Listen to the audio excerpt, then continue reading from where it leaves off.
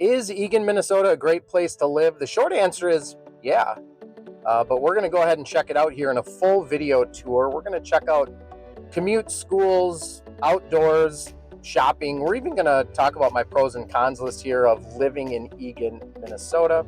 My name's Travis Anderson. I'm a local realtor. I work with both buyers and sellers. Let's take a tour of Eagan, Minnesota. If you're a commute worker trying to get to St. Paul or Minneapolis, Eagan's pretty good. If you're on the north side of Eagan, you're maybe 15 minutes from St. Paul and 20 minutes from Minneapolis. So that's not too bad. And then if you're on the south side, that's going to add another 10 minutes probably. There is a couple of congested areas, Highway 35 and 494, where those connect depending on the time of day. If you're trying to head 35 south after work, right there from 494, that gets congested pretty bad. I'm at a stoplight right now here, middle of the day, and there's a good amount of traffic going east and west here, but the commute by and large in Eagan is a pretty good one relative to some of these other larger suburbs. Like Woodbury is a little bit further to Minneapolis. You're maybe a little bit closer to St. Paul. And if you're on the west side, like Maple Grove, it's quite a bit further to St. Paul than is Minneapolis. And so Eagan is maybe a little bit more central access to both St. Paul and Minneapolis.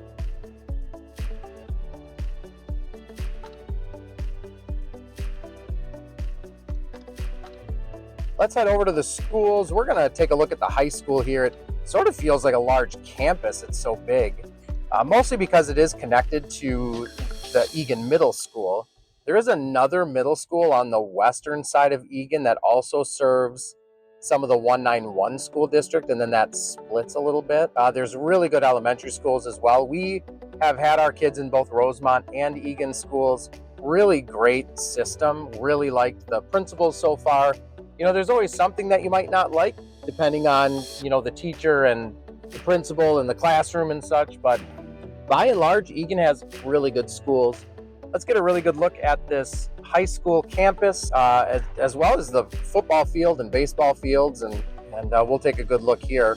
Something to consider when you're moving to Eagan about the schools is it's pretty expensive, and so you are paying for the school systems here in the form of property taxes.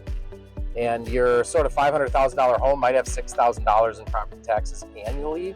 So that's something to consider. Another thing to consider about the schools would be the sports programs.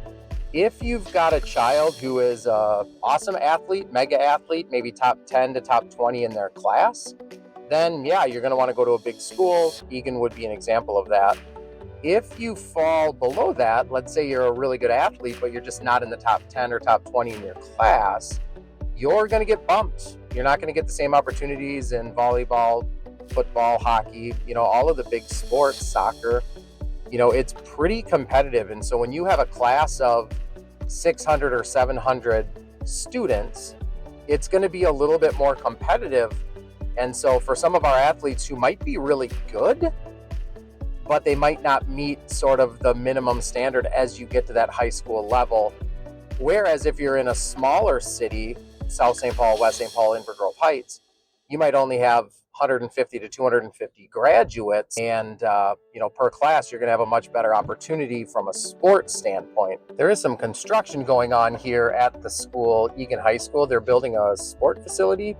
I think it's going to be a baseball, basketball court facility. They've got a really nice one in Rosemont as well. I don't think that's owned by the school district. This one will be. And then I think they're going to be building another one in Rosemont or Apple Valley. They're sort of building these big sports centers all over the school district here. Most of Eagan is in this 196 school district, but some of Eagan is in 191, which is Burnsville, Eagan, Savage, and part of Eagan is in 197, which is your West St. Paul, Mendota Heights, Eagan.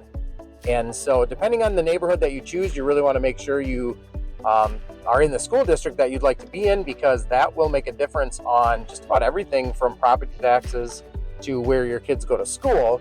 Of course, you can still enjoy all of the other amenities of Eagan, no matter which school district you're in, but it is good to know if you're in the 191, 196, or 197. There are some things that Eagan has done over the last decade or so that's really changed the face of it as well.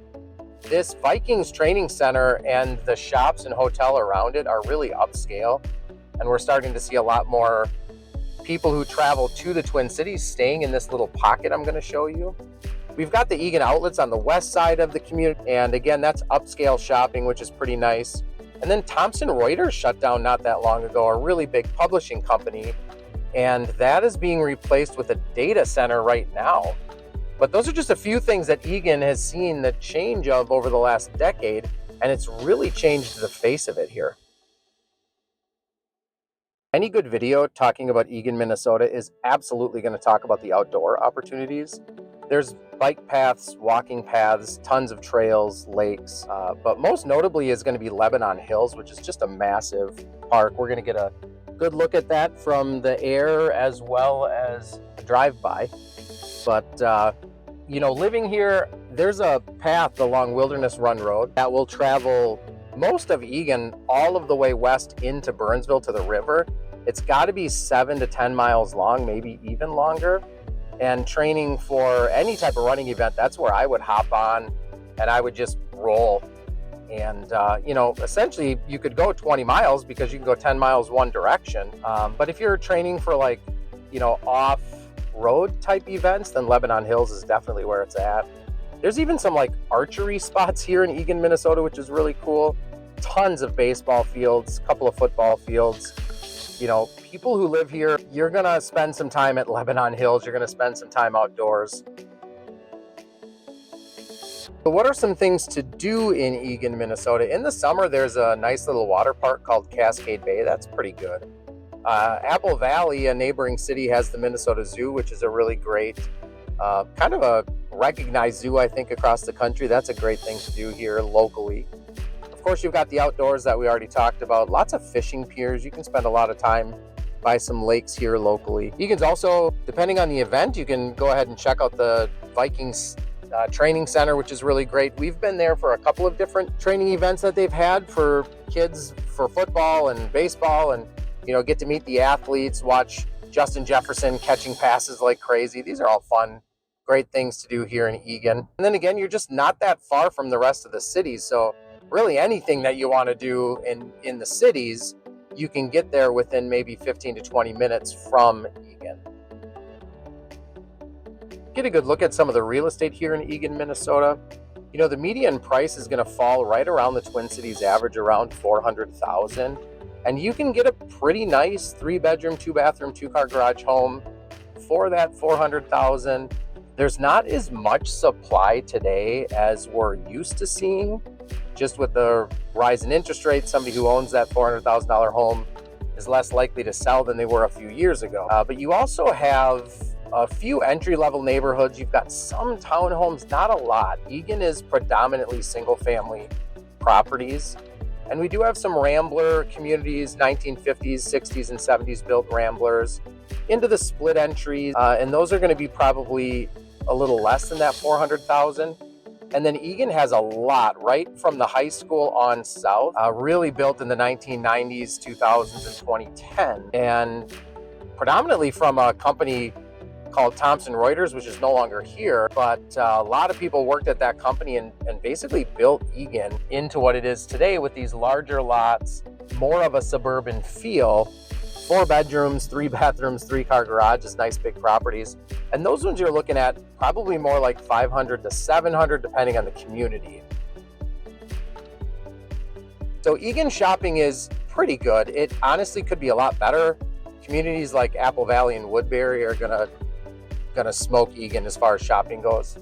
But there's all of the things that you're gonna need from a day-to-day basis. There's a grocery store within a few miles of just about every neighborhood in Eagan, because each neighborhood, the north side, the center side, as well as the south side, all have grocery stores, Walmarts, Targets. So you know, you're not that far away from places for shopping and restaurant. It's just not what you might expect on some of these other larger suburbs, especially since Eagan is like one of the largest suburbs in the state. We just don't have as much shopping here as you can expect in some of the other large suburbs. A real quick pros and cons list, top 3 pros, top 3 cons. Great schools, easy commute, really great for outdoors. Eagan does all of those 3 things very, very well. As far as cons, there is some loud airplane noise depending on where you are, and it can be pretty aggressively loud because we're very close to the airport. Number two, those property taxes, you do have to pay for those schools. That's unfortunate. And it's not a very walkable city. Those would be my three biggest cons. On the north side of Eagan, not far from the airport, there's also a pretty big work industrial commercial area. We've got some pretty good warehouses. We've got Coca-Cola's here. There's a place called Factory Motor Parts. There's a lot of little spots right here in this commercial area.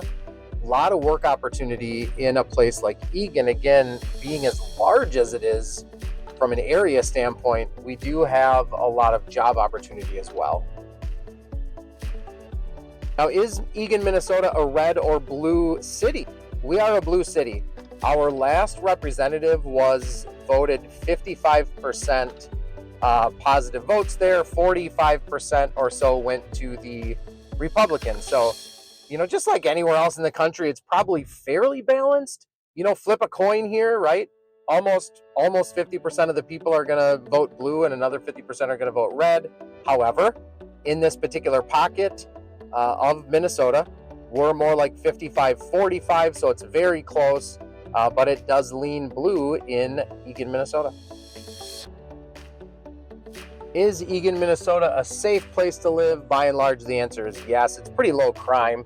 I did look this up and confirm it's extremely low violent crime compared to the national average.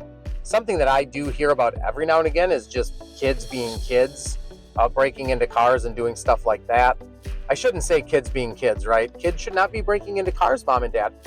And catalytic converters I've heard about being stolen. But by and large, look, I'm kind of nitpicking here because I live in the city, so I hear these things. But by and large, it's a very safe city to live in, especially relative to other large metropolitan areas. And it being this close to the city, it's a very safe spot. Well, I hope that was a good overall tour of Eagan, Minnesota. We answered a couple of specific questions that I hear people ask. We went ahead and talked about the commute, the schools, the shopping. We also talked about some of my pros and cons list here. And I could go on and on about Eagan, Minnesota, but if you've got questions or comments, do me a favor, give me a call, shoot me a text, or hit me up in the comment section. My name is Travis Anderson, and as always, all my best to you and yours.